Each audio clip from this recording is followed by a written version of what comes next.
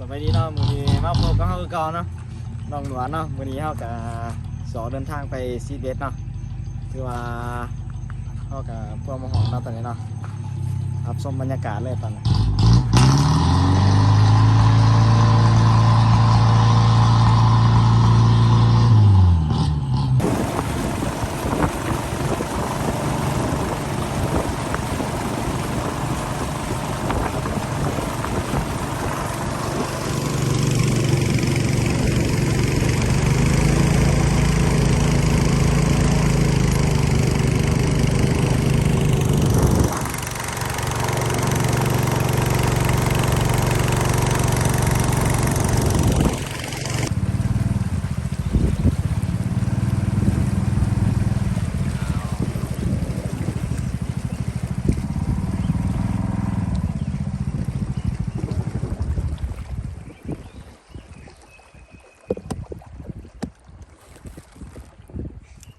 มองนี้บ่โกะขอบ่ได้แต่ว่ะเที่ยวกันนี่เที่ยวกันมันน้ำปลาครับ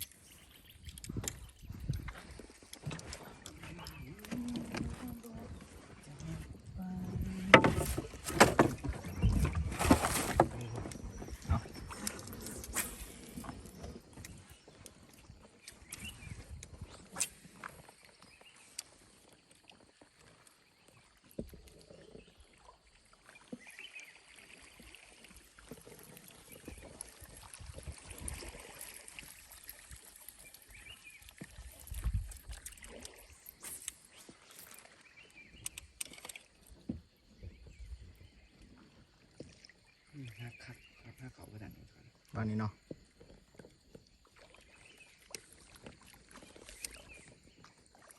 หักเขาวะไม่ต้องไปซื้อพี่ไหน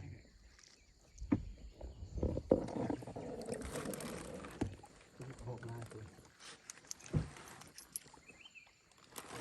ฟานหรอฟานเด้อ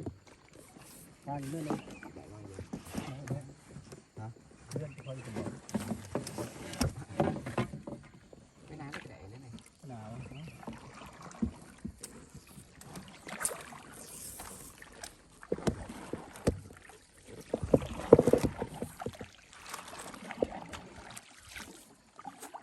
ทานวันเขาเลยบุ๊ก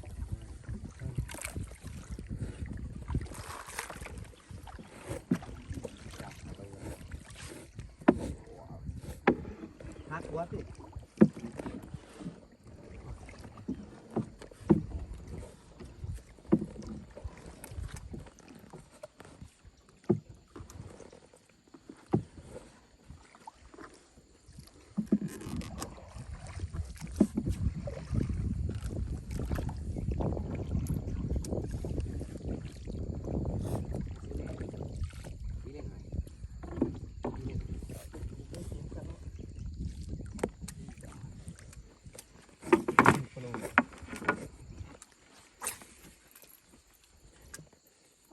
เสื้อยอมไปแล้ว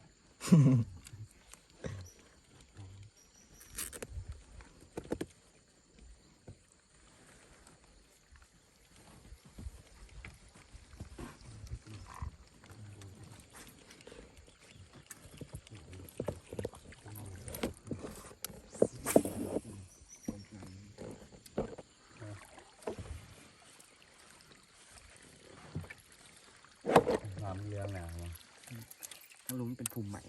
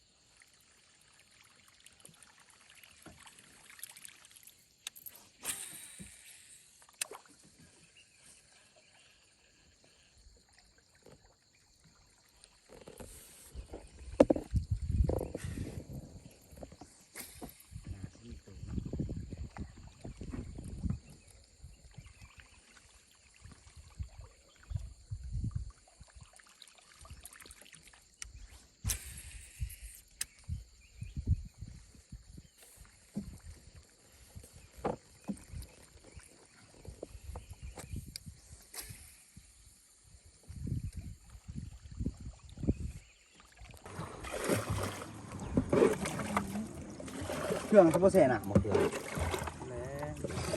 ล้ว นั่งเขาไว้แหละมึงที่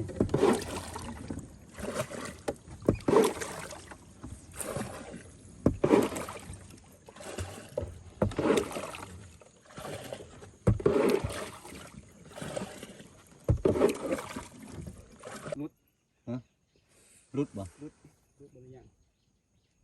ยังพี่ยังตัวข้างไฟเยอะต่อ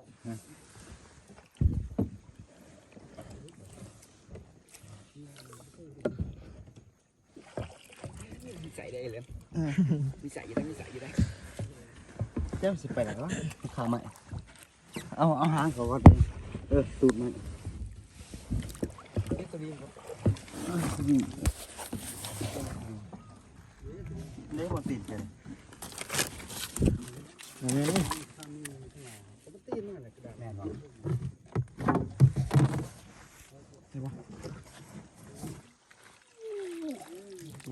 ตัวแหละ มาเด้อผ่านกันสุดยอด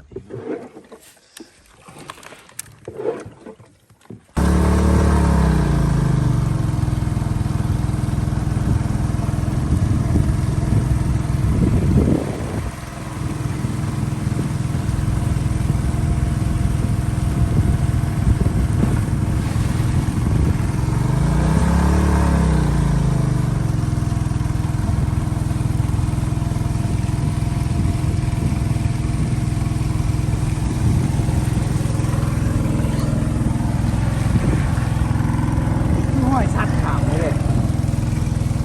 งูจับใช่ นั่นแหละขนาดเป็นท้องเลย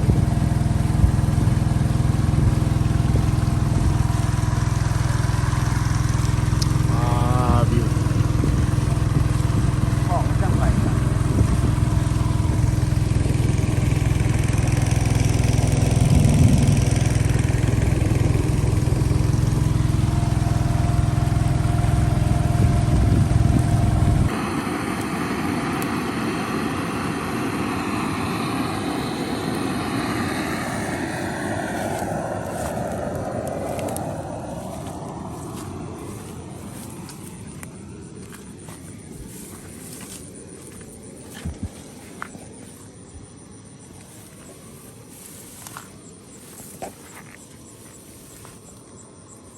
สัมภาระละ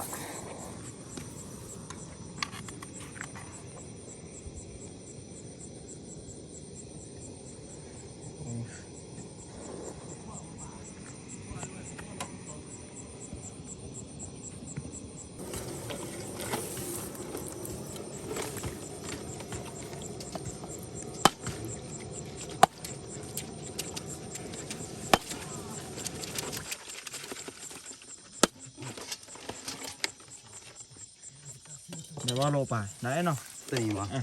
โลไปนะพวกเขาเต็มใหญ่2 โลนะ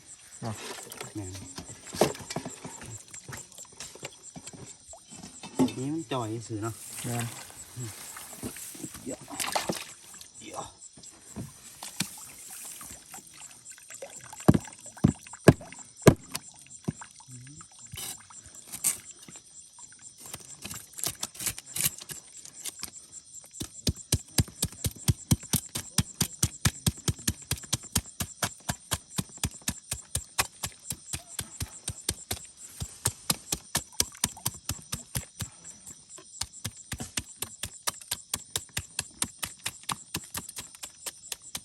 เสียนเลยที่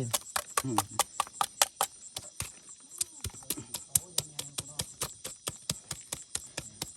เลยเผาตีปลา2 ตัวกรอดจี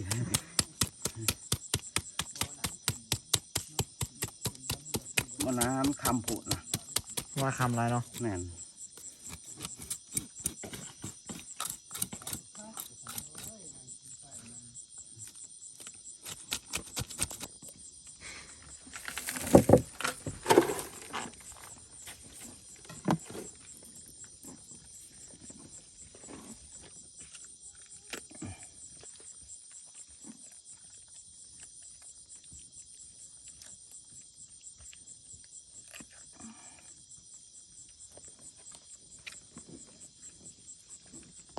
ปลาเนี่ยซ้ำสิผมเนี่ยแหละเนี่ย โอ้ย น้อยโอ้ โอ้ย เดี๋ยวต้องใส่ปลาเนาะมีชีนั่งเบิ่งกันขึ้นมาแล้วสิ เบาติ่งใหม่ที่ ตาย น้องสิลังกินตัวสีเสียปลาปลาเผามันตัวปลาปิกมัน นั่ง เนาะ เบิ่งเนี่ยมันเหียเนาะต้มสีนั่นก็เนาะเป็นน้ำเลี้ยงเนาะไปนั่งเบิ่งนี่สิกินเขาเพราะว่าต้องสีอันนี้หมูควงความปีกมันวะ เบิ่งเดียวนั่งเบิ่งจะได้ดี แบบว่า หวานเขียวมาหนูที่มากระเป๋าอยู่ เบิ่งน้ากินอยู่ห้องหิวใครจะไปข้าวเดียวไม่เป็นไรอีกบาทนึงตุ่มหรือยิงผ่านตัวหนึ่งเสือยิงผ่านไหนตัวนึงดูบ้านไหนมันเล่นปรีแล้วมันเล่น น้ำเล่นจะได้บ้าง ยังไงเนาะฝาดเท่านั้นเนาะ ได้บอลเป็นร่างกายมากกับบอลน่ะทำไรกับ3-4ตัว เล่นจะปดเลยนะเดี๋ยวระบบโอโซนแบบนี้